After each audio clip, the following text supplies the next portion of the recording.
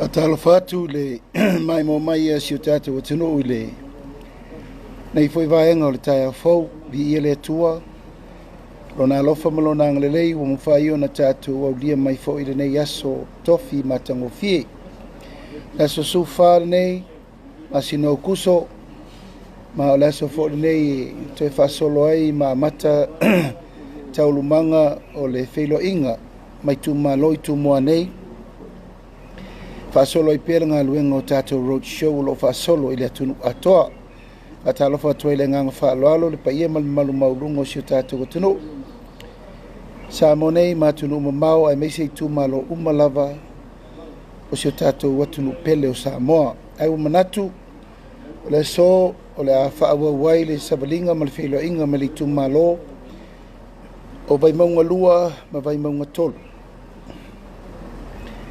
awa langa se leo le nei tai au ono le tūlanga o le wha moe moe o le baenga wha whai po le ainga o le wha tutu i le tosa mo o tasi sa fofo ina mo le whilo inga ma le tātou ainga langolango i tutuila ma manua ia meise malo Amerika Samoa ia e whatulo watu i upa ia sua ma le vai whanua fō mai tūlangi sa ole mesele mua ma le niu na sa lua tamal monua tele ma le falenga fulo le motu to faleula ia ma la auna mutasi e me se le paia ma le mamalu ma walunga o pule matu mua ma ainga o lo alalam papa ao i tutuila ma manua o iai le fa moe moe ono le tūlanga o lo iai le lamatio si o tātou atunu i le fa mai o le viva po na iwi ai moise fo i le mautonu o tūlanga o lo iai le fituna inga.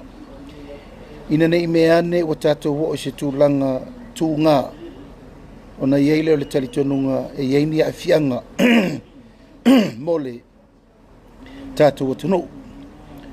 Ua fituna i fo i tūlanga wha tūla fono ma le talanoanga sa wha i wina i le pō na pō ma le tātou vanga wha whai. Ina ia mause tonu ma se tasi. I le tūlanga te oto e le wha moe moe. Sa manatu e wha ai ua tu ina wheloa inga uma. A tu mua mapule ma ainga tainane. Wha i watu ina i tutuila ma manua. Peitai.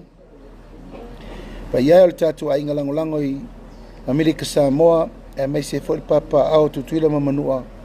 Matou te asua suatu vai malu i puenga. Ona ua matou toe fetu unai me uma. E le te tau na tātou tau a vea nisi o fufuanga ai leo iei se mau tonu. Ma se tūlanga e whaai u iel nim taup. Ua tue tasi le tūlanga o le vai aso o le whainga pālota. Ina nei meane ua mātou masi i atu. Ia e whaia nisi o tūlanga e tau fiai le toe fo i mai. Ua whautua ina e li ilo ia ma le tātou au whautua whaatula whono ia o le a tōlo pō. E le cancellinga e tolo pōl tātou whilo inga. Se ia mae are lei le whainga whilwhilinga Samoa. O na maua leo le lao tātou te whilo iai. E awa tele ia mana ia le tūlanga o le tātou wha moe moe. O no le tūlanga lava na ia maua le avanoa. Tātou te whisila wha iai. I le pa ia male mamalo Samoa umolo o lalampa pa au tutuila mamanoa. Uio lea o le whasisilanga lea. Wa watu malenganga wha aloalo, tātou ainga lango ia tūmua mapule ma ainga lo lalampa pa au tutuila ma manua, ia tātou wheloa i pia mahea wha moe moe le tunu. O la tau mwhai lava ia auani o tātou whaiani si o tūlanga e lamati ai le tāpenanga le tātou ainga i le whainga pālota. Au mātou wha moe moe atu, ia patila ia mapo matapo i mai, e mai se foi le tatalo ma ula mai le ula a wale wha moe moe o le tātou ainga. O lea ua sui e le tātou fufuanga o le a whaia le tātou lotu whaafetai tele. Lotu whaafetai i le atunu a toa le vaenga whaafai whaatuatu i le tosa ma utasi le stona. O le ato longo atu le teimi whaatino ai ma le nofuanga i whaia. E whaai uai taulumanga o le whilo inga msamo ato ai tūmua nei.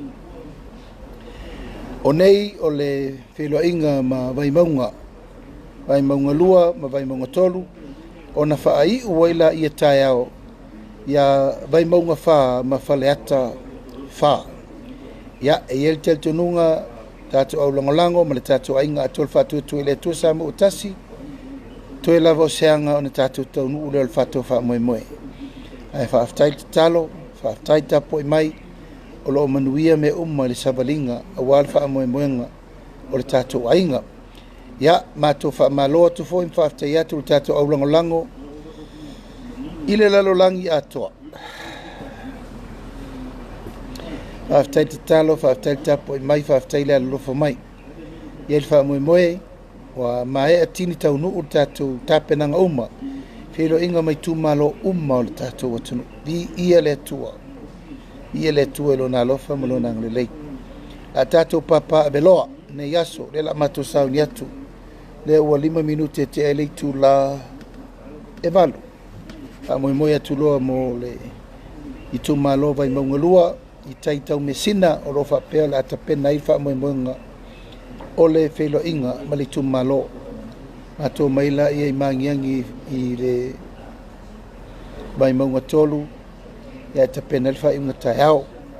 Ia, manatu sa maula e baatele i o tō finangalo, mai se fo i le whapito au ngafa tātou a inga i tutuila mamanua, e le uma le whai aso o le atua. Ai whaaftaili tāpo i mai, whaaftai mo mea uma i lautou talo, ma lautou anapong, hoi umale manu i ai whaiva ua le tātou tau mwhainga. Manu te leina le nei aso sa moa, pa ia whaatala le lei, malu wha le atunu, tainane, ma malu wha le malo.